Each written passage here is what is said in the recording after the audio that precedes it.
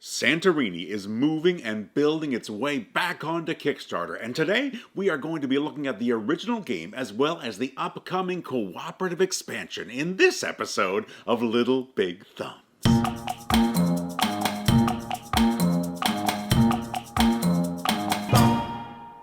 Back in 2016, Roxley Games took Dr. Gordon Hamilton's abstract gaming gem Santorini and brought it to life with a lively and colorful presentation, adding dozens of unique player powers to keep every game fresh. Fast forward 7 years and Roxley is back at it with Santorini, creating a definitive version of the game called the Pantheon Edition, as well as an all-new cooperative expansion called the Riddle of the Sphinx.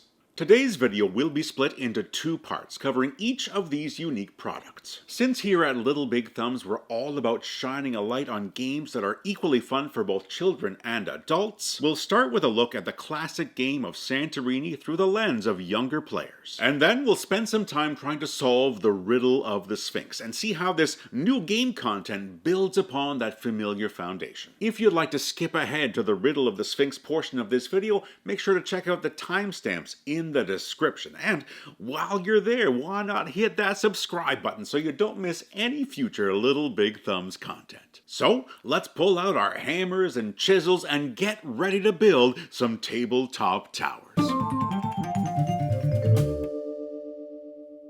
Learn it in 30 seconds, play it for life.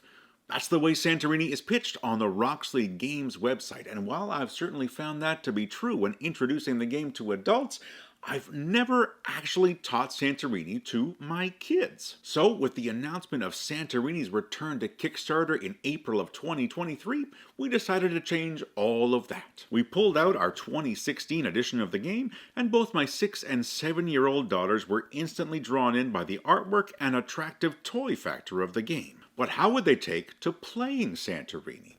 Well, the rules of the game are truly straightforward. The goal of Santorini is to get one of your workers to the top of a 3-story tower, and each turn involves 2 steps. First, players will move one of those workers to an adjacent grid space, and then place one of the Santorini tower pieces in an adjacent space around that same worker. Players can construct any part of the tower from any level, but they can only climb one level at a time, meaning that to win the game, a player has to be placing their tower pieces while ascending step by step at the right time and place to be in a position to win the game. Yes, there may be a lot of nuance to the tactical play of Santorini, but the actual mechanical steps of a game turn are dead simple, and my kids understood how to play this game almost instantly. In fact, a friend arrived just a few minutes after they had learned the game, and I was able to step back and let them explain the rules without even having played a full game themselves. Of course, what we're talking about here is the base Santorini experience.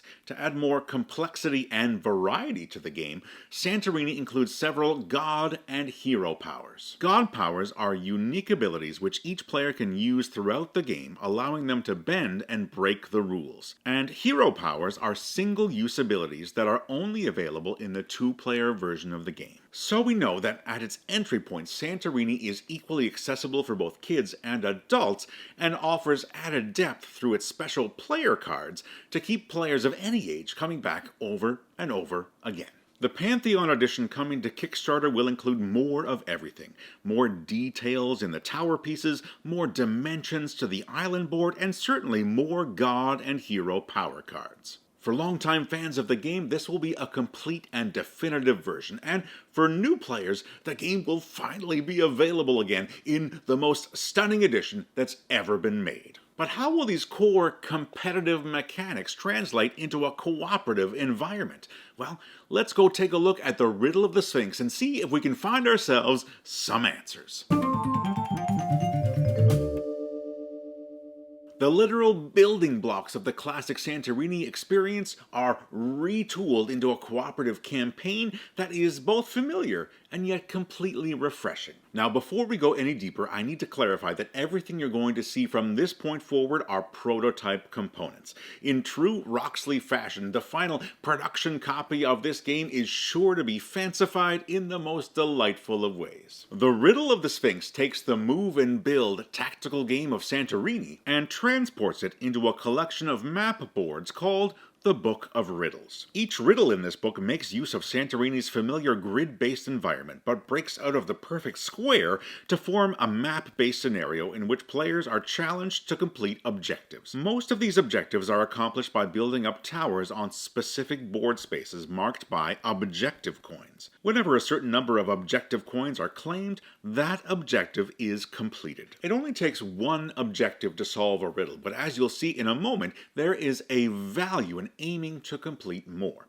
Once a riddle is completed, players will turn their attention to another booklet, which contains the adventure map and constellation tree. Each completed objective allows players to mark the appropriate spaces on the adventure map, earning them campaign credits which can be spent in the constellation tree to navigate a labyrinth of gods, permitting players to bring fresh content into the next riddles in the main scenario book. The main obstacle to completing the riddles is the lack of accessible tower pieces. Unlike the core Santorini experience, only a few parts of the tower are available at the beginning of each riddle. A few more bits of the tower can be gained by drafting god cards, but if players run out of the game's building blocks and access to new ones dries up, then the game is lost, and the Sphinx laughs at our abject failure.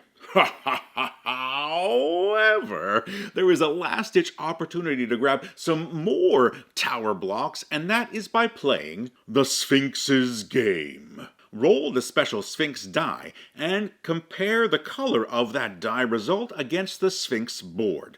If you roll a color that features a tower piece, gain that piece and remove the token from the board. If you roll anything else, though, one of your worker pawns meets a dark fate and is removed from that riddle permanently. It's not an option to explore very often, but it might provide a ray of light in your darkest hour. Fortunately, to help players avoid that disastrous fate, the team at Roxley has developed a tutorial scenario called Sunshine and Seashores, which will walk players step by step through the first riddle. There's no need to read any other rules. Just play through the scripted tutorial while following the directions that are printed directly on that riddle's map. And once everyone understands the core structure of the cooperative game, the Book of Riddles will bid you deeper and deeper into its pages. Each riddle adds new challenges to overcome and fresh mechanics to force players to adapt their strategy. Venture far enough into the book, and you may even find yourself face to face with the Sphinx herself. The Riddle of the Sphinx can be played with 1 to 4 players and is recommended for ages 8 and up. If you'd like to learn more about Santorini's Pantheon edition or the Riddle of the Sphinx cooperative expansion, you can find some helpful links to both in the description of this video. Thank you to Roxley for sponsoring this video, and thank you to all of you for watching. And until next time, whether you've got little players or big players, make sure that you keep playing games that make your thumbs go way up. Bye for now.